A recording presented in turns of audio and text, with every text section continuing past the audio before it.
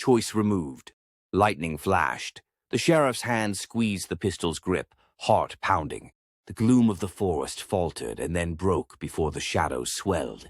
Somewhere above, the sun rolled behind the coal-black veil of clouds. Thunder boomed. Its roar faded and echoed over the hollow amongst the hillocks.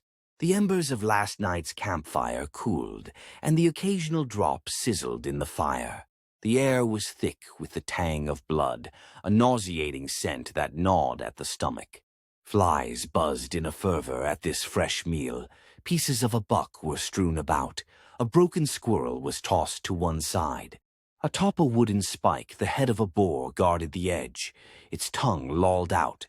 Viscera covered the ground. It had become muddy, and each breath tasted like a penny set on the tongue. The sheriff licked his lips. His eyes flicked to the treehouse, which was the only thing shown any care in the camp. Memories of Raymond flooded his mind. A different place, a different time. He hadn't seen it since before the football game all those years ago. It was the last time he had seen his friend. He had played in these woods, and it had taken a while to creep up here. Something moved. His eyes flicked back. He stood barefoot in the center of the camp. A cross on his forearm was made of cigarette burns, for the man's father was a smoker. His mother gave him wings to match. There was a wickedness in the blood, and the entire town knew it. The scars ran down his back from the shoulders to a narrow waist. The sheriff looked away from them, he recalled, when they were fresh. His eyes returned to a different one. It was a brand that was infected. The nonsensical symbol hurt the eye, and he felt his stomach revolt. The man withdrew a homemade blade. Raymond Villalobos. He drew his pistol without a thought. It was already aimed at the killer's heart. Sorry, Sheriff. His fleeting smile faded as he saw the only friend he ever had. Eli, what are you doing here? The twang of his words was like a well-plucked mandolin. Sparks writhed deep in his lake-blue eyes. They fell on the sheriff's neck, flexing with light pops. I'm arresting you. He stepped into the clearing. His uncle had described the scene at the house. It was worse than the campsite. At least there were no chunks of people here. Work for Rutger now? Raymond held up his hands. His knuckles popped and the arm that held the knife trembled. He listened for the knocking, but there was none.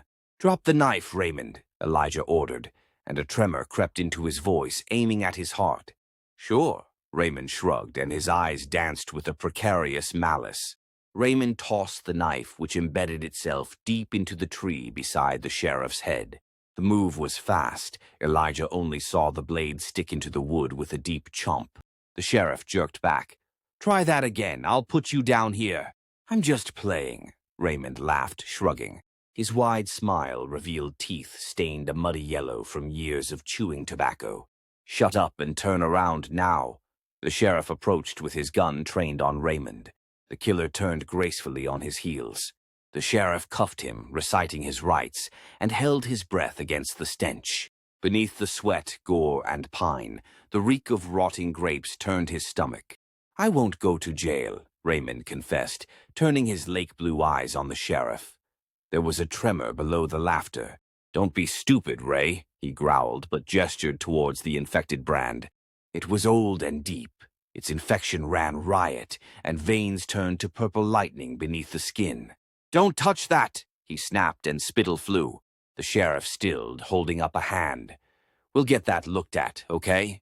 Raymond laughed, and his eyes flew about the camp. A raindrop struck the top of his head, and he looked up. His eyes closed, fists clenched. Do you believe in hell? He demanded through gritted teeth. Elijah blinked at his back. I'm a deacon, he replied, eyes narrowing.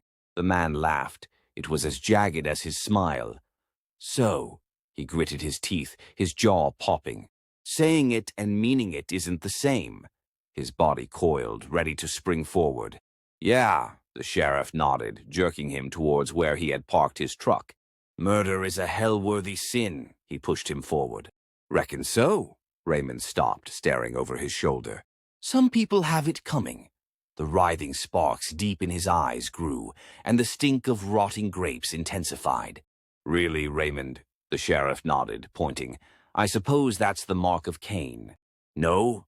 His eyes widened for an instant, as if Elijah had spoken some blasphemous half-truth. His skin pebbled as the hairs stood on end.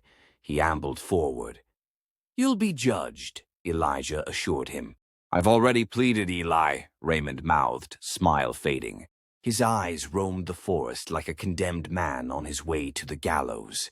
Only execution remained. Death was the only salvation now. It was today. He peered at the man's scars. Elijah winced at the pity in the sheriff's gaze. "Damn your eyes, I know that." The killer stepped beyond the campsite and shivered. His head craned, listening for the knocking. He looked at the scars again.